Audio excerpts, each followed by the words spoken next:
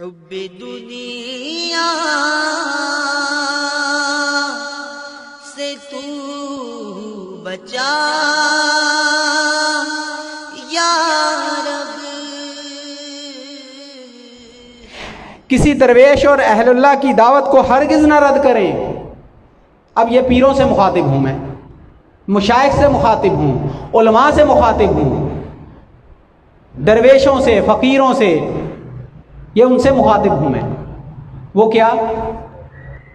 اور باقی سب سے بھی بالخصوص ان سے، وہ یہ درویش اور اہل اللہ کی دعوت کو ہرگز رد نہ کریں۔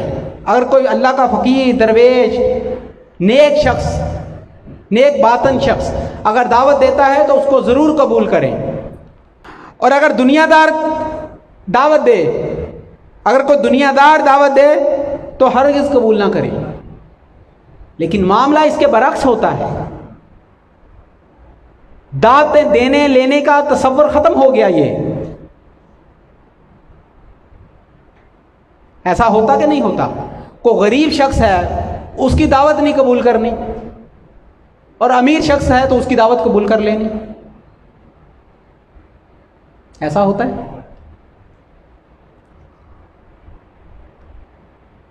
لیکن اگر اس امیر شخص کے اندر بھی اس کا باطن صاف ہے، کوئی حرج نہیں ہے۔ اور اگر وہ غریب شخص جو ہے وہ بد باطن ہے تو پھر وہاں وہ والا یہ والا فارمولہ نہیں اپلائی ہوگا، پھر یہ نہیں ہوگا، ایسا نہیں۔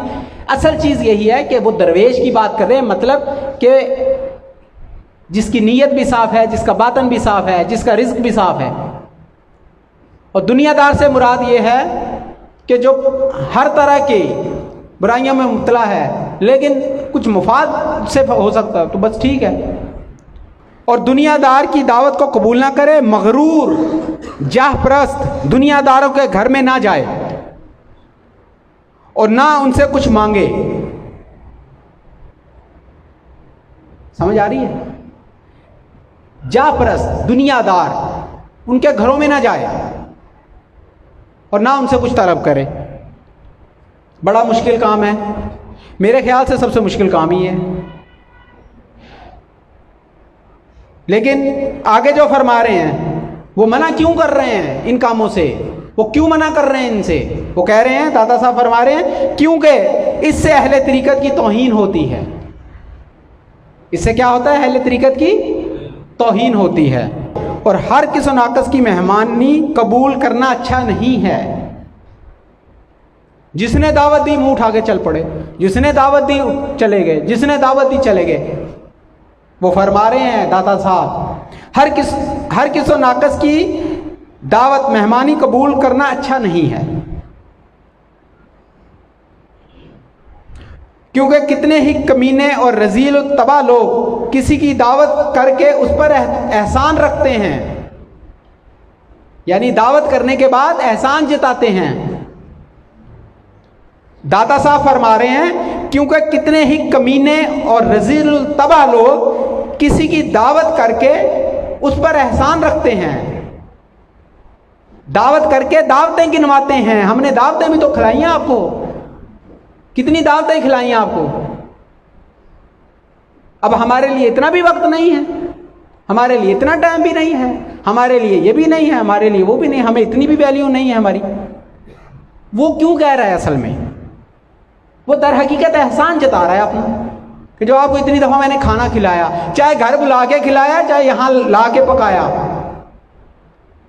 اب بات توجہ سے سن لیجئے گا، میں دادا صاحب کی باتوں کو اتنا کھول کھول کے چاہے پیر کو گھر پہ بلا کے کھلا دیا، کسی دوست کو گھر پہ بلا کے کھلا دیا، کسی رشتہ دار کو گھر پہ بلا کے کھلا دیا، دعوت چاہے گھر پہ بلا کے کھلا دیا، اس کا احسان جتانا، چاہے اس کے گھر میں کھانے کا کچھ پہنچا دیا تو اس کا احسان جتانا، دونوں ہی صورتوں میں۔ اگر ہم اپنی خانقاہی نظام میں چاہے پیر کو بلا کے کھلا دیا، چاہے پیر کے لنگر میں کچھ ڈال دیا، دونوں صورتوں میں احسان جتانا۔ احسان جتانے کا یہ نہیں ہوتا کہ دیے ہوئے کہ نہیں، اس کی اگینسٹ کوئی نہ کوئی چیز طلب کرنا، اس مائنڈ سیٹ کے تحت کچھ طلب کرنا، عزت ہو، ویلیو ہو، آپ کا وقت ہو، آپ کا کچھ بھی،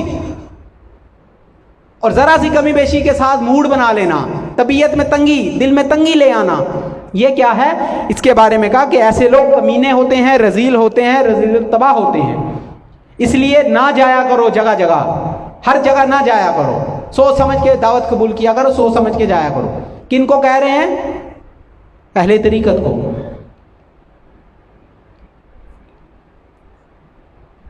سمجھ آ رہی ہے بات؟ جانے میں بھی بڑا سوچیں اور بلانے میں بھی سوچیں۔ اگر کسی کمینے رذیل الطبع شخص کے گھر چلے جائیں گے تو وہ احسان جتائے گا، وہ کیا کرے گا؟ احسان جتائے گا۔ اور اگر کسی کمینے رذیل شخص کو اپنے گھر دعوت میں بلا لیں گے تو آپ کی دعوت، آپ کے خلوص کا جنازہ نکالے گا، آپ کی محنت کو اس پر پانی پھیرے گا، اور گھر گھر جا کے، ہر رشتہ دار کے گھر میں جا کے آپ کی دعوت کی خرابیاں، برائیاں کرے گا، کیڑے نکالے گا آپ کی مہمان نوازی میں سے۔ تو ایسی صورت میں کیا کریں؟ احتیاط، جانے میں احتیاط کریں، بلانے میں احتیاط کریں۔ اعلیٰ ظرف لوگوں کے گھروں میں جائیں، دعوت کھائیں، اور اعلیٰ ظرف لوگوں کو گھر پہ دعوت پر بلائیں، یہ فرما رہے ہیں۔ سنی کبھی ایسی بات؟ کیسا نقطہ ہے یہ مسائل سے بچنے کا؟ احسان کریں۔ پھر جب احسان کریں، ایسے لوگ بھی ہوتے ہیں جو خبیث الطبع تو ہوتے ہیں لیکن مستحق بھی ہوتے ہیں، غریب بھی ہوتے ہیں، طبیعت میں ان کے جو ہے وہ عجیب طرح کی رذائل ہوتے ہیں۔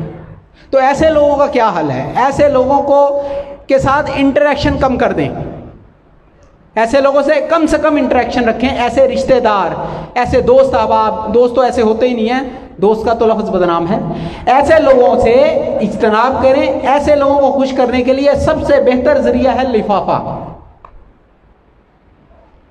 ان کی ضرورت کے مطابق لفافہ پہ دے دیں، نہ آپ کے کھانے کا نمک چیک ہوگا، نہ مرچ زیادہ کم محسوس ہوگی، نہ کچھ، ان کی کسی ضرورت کو خاموشی سے پورا کر دیں اگر احسان کرنا ہے تو۔ اگر آپ نے اللہ کی راہ کے لیے، اللہ کی راہ میں خرچنے کے لیے اس نیت سے کچھ کرنا ہے تو اس طرح کر دیں پھر، ورنہ چپ کر کے اپنے گھر میں بیٹھے رہیں، زیادہ تماشا نہ کریں۔ کیا کرتے ہیں؟ احسان کرتے ہیں، اور دوسرے وہ ہیں جو حقیر سمجھتے ہیں۔ اس لیے سہل بن عبداللہ فرماتے ہیں ہر کس و ناقص کی دعوت بھی قبول کرتے، پھر نہ ذلت و خواری کا باعث بنتے، یعنی ہر کس و ناقص کی دعوت قبول کرتے ہیں اور پھر ذلت و خواری کا باعث بھی بنتے ہیں۔ تو ان چیزوں سے بچنے کی ضرورت ہے۔ حب دنیا سے تو بچا یا رب، عاشق مصطفیٰ بنا